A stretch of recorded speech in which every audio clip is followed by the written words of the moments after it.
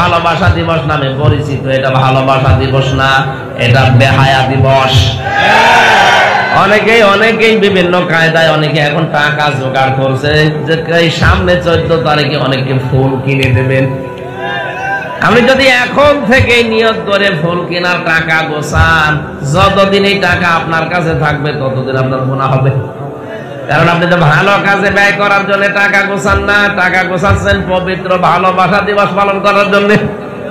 এটাকে পবিত্র না অপবিত্র? ভালোবাসা পবিত্র হয় তখন যখন মেয়েটার সাথে আপনার বিয়ে হয়ে যায়। আমরা এই দেশে দেখি বিয়ের পরে আমাদের আর ভালোবাসা থাকে না, তখন ডিভোর্স হয়ে যায়। আজকের রিপোর্ট, বাংলাদেশের 100 জনের 86 জন মানুষ যারা ভালোবাসা করে বিয়ে করেছে ওদের সংসার টিকছে না, সব ডিভোর্স হয়ে যাচ্ছে। 3 মাস 4 মাস 6 মাস 1 বছরের পরে আর লাস্টিং করে না। কিন্তু মা বাবার অনুমতি নিয়ে এরকম মানুষ যারা বিয়ে করেছে, বিয়ের পরে যাদের ভালোবাসা পবিত্র, এই মানুষগুলো সংসার মরণ পর্যন্ত টিকে যায়। আদম আলাইহিস সালামের সেই আকর্ষণ প্রথম দিন থেকেই, যেহেতু আমরা আদমের সন্তান, এই হিসাবে আমাদের প্রতি আল্লাহ আকর্ষণ ঢুকিয়ে দিয়েছেন। মেয়েদেরকে বলছি, সম্মানিতা মা বোনেরা, আপনার আকর্ষণীয় জিনিস, লোভনীয় জিনিস, পৃথিবীতে সবচাইতে দামি জিনিস আপনারা। আর দুনিয়া কুল্লুহা মাতাউন ওয়া খায়রু মাতাউদ দুনিয়া ইমরাতুস সালিহা। পৃথিবীর সবকিছু সম্পদ, এর ভেতরে উত্তম সম্পদ হচ্ছে আল্লাহওয়ালা মেয়ে মানুষ। দুনিয়ায় যত মহিলা আছে আল্লাহওয়ালা মেয়ে মানুষ ওইটা, যার ভেতরে 3টা গুণ পাওয়া যায়। কয়টা? আরো জোরে বলেন। ইদা নাযারা ইলাইহা সাররাতুহু, যখন তার স্বামী তার দিকে বাইরে থেকে এসে তাকাবে, স্বামীকে সে আনন্দ দেবে। এরকম মহিলা এখন 100 জনের 98টা পরিবারে নেই। এত কষ্ট করে লোকটা বাড়িতে আসে, দুনিয়ার কর্মজীবন শেষ করে বাড়িতে আসবে, লিতাসকুনু ইলাইহা, তার কাছে একটা শান্তি, স্বস্তি, নিরাপত্তা এগুলো পাওয়ার জন্য। আমাদের আদি পিতা হযরত আদম ওই মহিলাকে জিজ্ঞাসা করেছিলেন, মা আনতি, কি জিনিস আপনি? যেই বলেছে আমি একজন মহিলা নারী, কি করবেন এখানে? হযরতে হাওয়া বলেছিলেন, আমি আপনার সাথে বাস করব, আপনাকে আমি শান্তিতে রাখবো। তার মানে মেয়েদের কাজই হবে স্বামীকে শান্তিতে রাখা। বাইরে থেকে আসলে কথাবার্তা দিয়ে, আচরণ দিয়ে, ব্যবহার আচার দিয়ে, যেভাবেই হোক স্বামীর সন্তুষ্টি সে চাইবে বা কামনা করবে।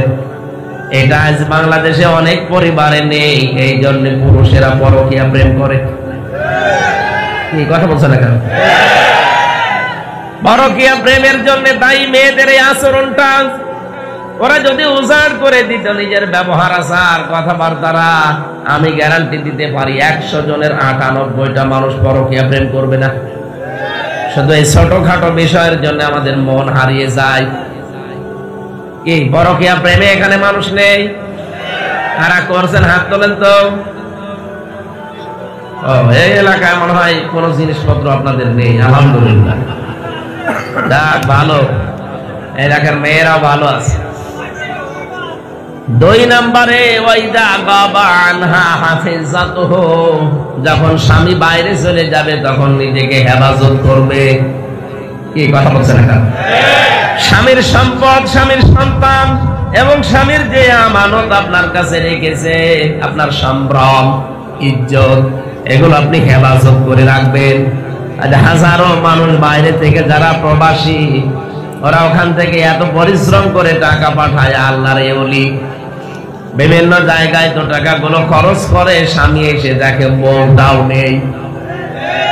হ্যাঁ, যদি এভাবে 2 বছর 5 বছর 10 বছর বাইরে থাকা স্বামীর ঠিক না, তারপরও তো আপনার সন্তুষ্টি এবং আপনার সুখের জন্য, পরিবারের জন্য তো সে কষ্ট স্বীকার করছে, আপনাকেও একটু স্যাক্রিফাইস করা দরকার।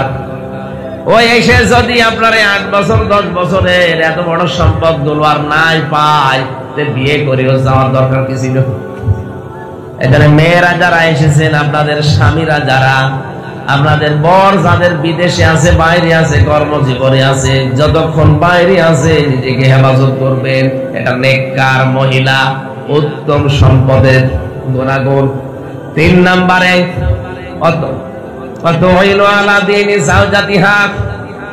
স্বামী যদি দিনের কাজে থাকে, স্বামী যদি মানবতার কোন কল্যাণে থাকে, তাহলে আপনি পেছনে থেকে তাকে সাহায্য করবেন, সময় দেবেন, উদ্বুদ্ধ করবেন। মেয়েরা এসেছে, ও মেয়েদের মাহফিল এখানে হয় না? না, আশপাশে মেয়েরা আছে না?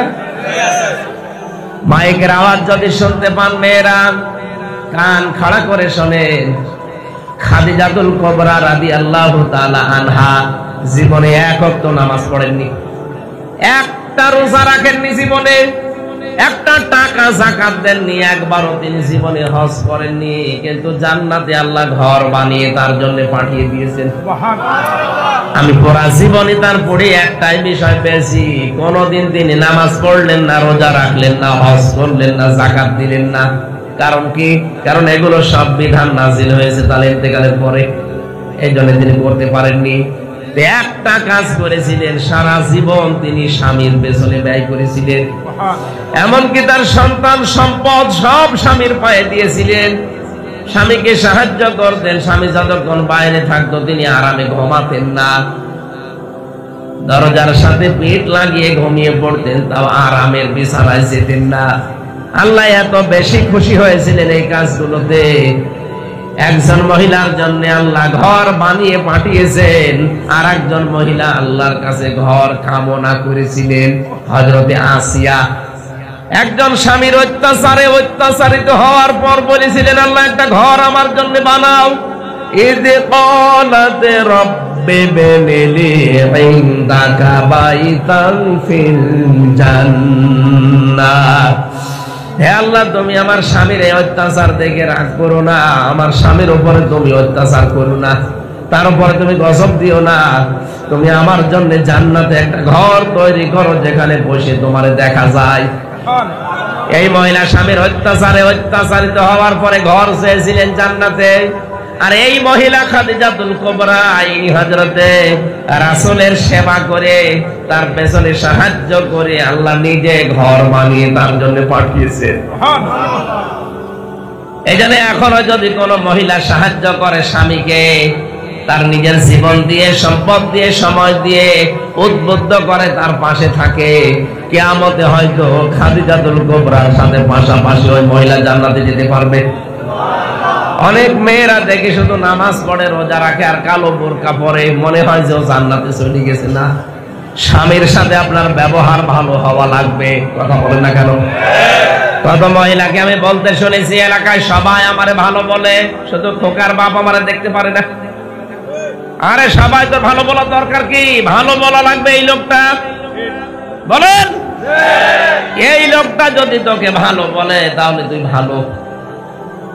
কোন মহিলা যদি মারা যায়, স্বামী যদি বলে না সত্যি আমার বউ কিন্তু সত্যি ভালো ছিল, আল্লাহ পাকের নবী বলেন আল্লাহ তাকে মাফ করে জান্নাতে দিয়ে দেবে।